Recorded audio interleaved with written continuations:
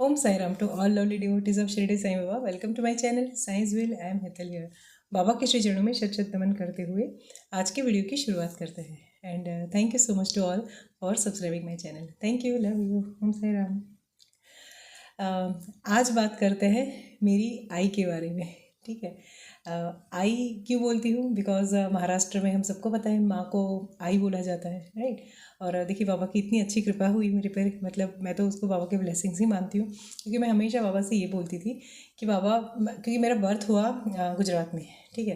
तो गुजरात में तो मेरे मम्मी पापा है और बाबा को मैं हमेशा बोलती हूँ मेरी सोल के फादर, है ना. जैसे हम हर आत्मा के पिता होते हैं परमात्मा, तो मैं ऐसा मानती हूँ कि बाबा आप ही मेरी माता पिता. बाबा मतलब बाबा ही वर्ड मैं ज़्यादा यूज़ करती हूँ कि बाबा हो.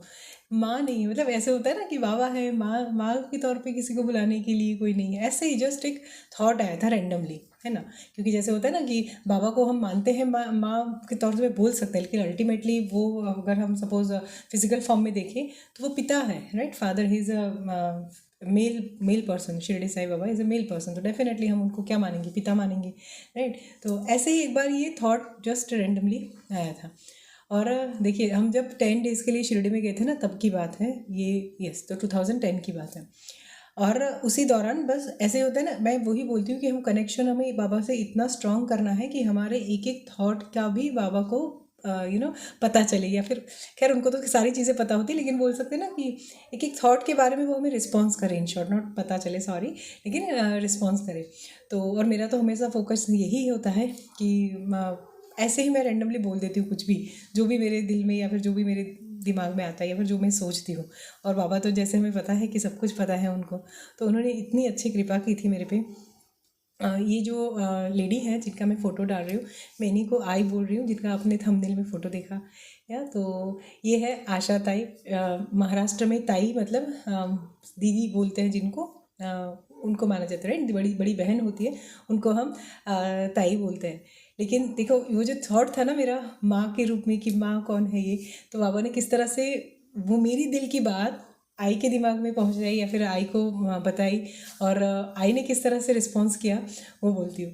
एक बार ये हुआ था, मतलब हम 10 डेज़ के लिए जब गए थे तो हमारा मेरा और उनसे जैसे पहचान हो गई, है ना, अच्छे से. जैसे होता है ना कि किसी शिरडी में आप लोगों ने भी नोटिस किया होगा कि कुछ लोगों से हमारी एनर्जी लेवल पे कनेक्टिविटी बहुत ही अच्छी हो जाती है, तो उनके साथ हमारे रिलेशन अच्छे होते हैं.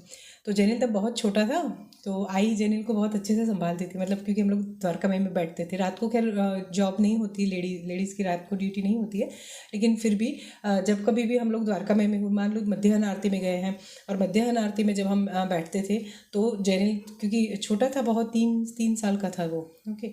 तो यहाँ वहाँ पूरे द्वारका में घूमना इस तरह से, और रेलिंग के बीच से तक निकल जाता. तो हमारे लिए तो रिस्ट्रिक्शन होता है कि हम ये सेक्शन वो सेक्शन में नहीं जा सकते, लेकिन वो सिक्योरिटी डिपार्टमेंट में है, तो डेफिनेटली उनके लिए ऐसे कोई रिस्ट्रिक्शन नहीं थी, वो कहीं पे भी जाती. तो वो मुझे हमेशा ऐसा इशारा करती कि उसे खेलने दो, है ना, वो बाबा का बच्चा है, खेलने दो, वो जैसे खेलता है वैसे.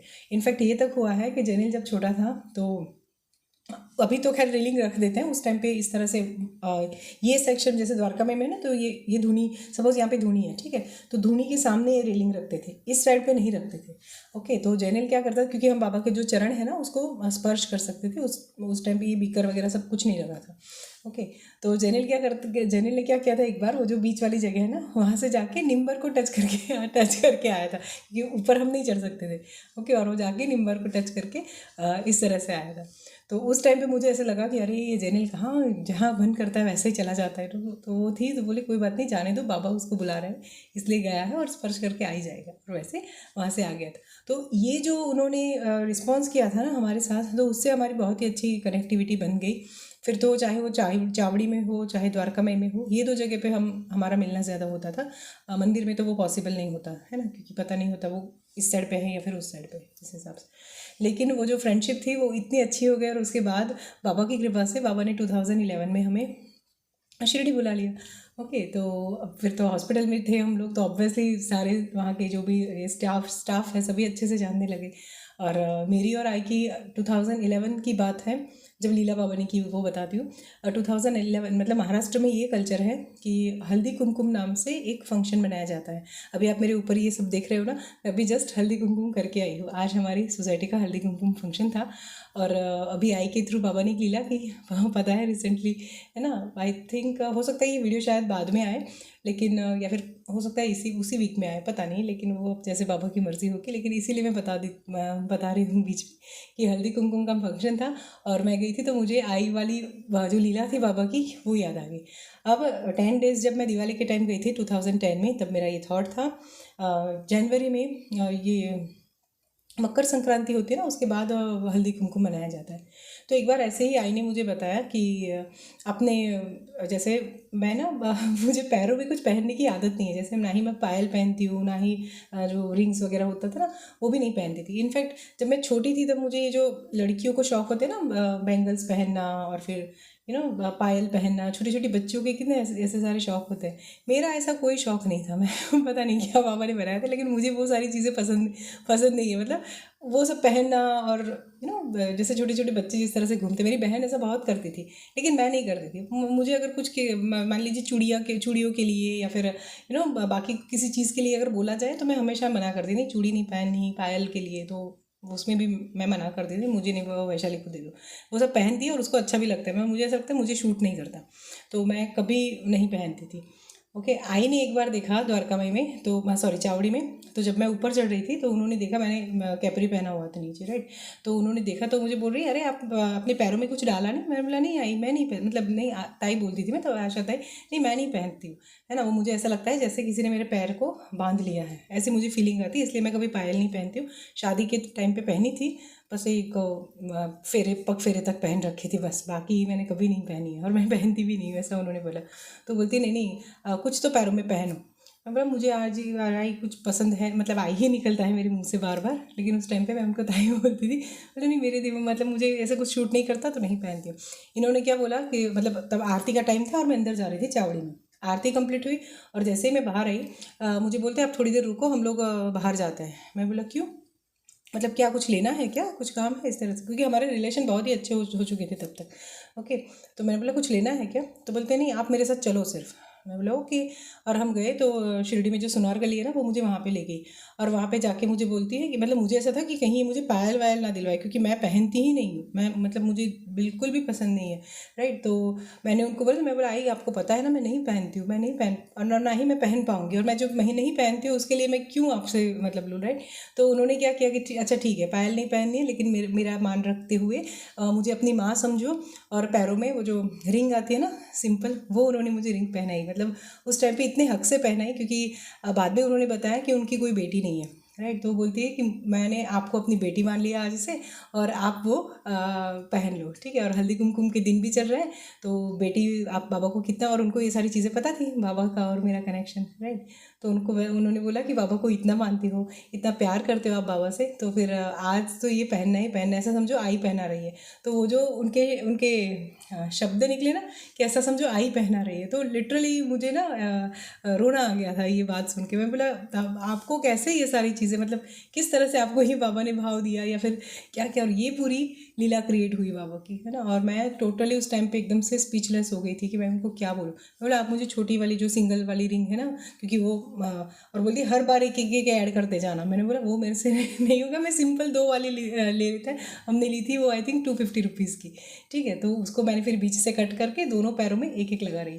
तो 2011 से जो उन्होंने मुझे पहनाई है आज तक वही है, ठीक है। और मैं वही पहनती, मतलब अदरवाइज़ मैं कुछ नहीं पहनती हूँ पैरों में, लेकिन उन्होंने जिस भाव से मुझे पहना है और बोला ना कि आई पहना रही है तो मना नहीं करोगी, ठीक है।